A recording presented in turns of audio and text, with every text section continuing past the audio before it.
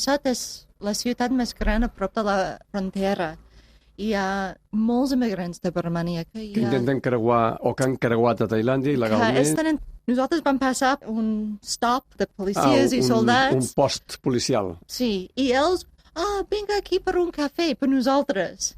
En l'altre costat del carrer està ple de gent jove, de 8, 20, 25 anys, que estan a Tailàndia, demanen els papers, els passaports. I hi havia molts que estan mirant la terra. Suposo que no tenen papers o no tenen documents. I llavors, una mica després, va passar un pick-up. Sí, ple de gent jove de Birmània.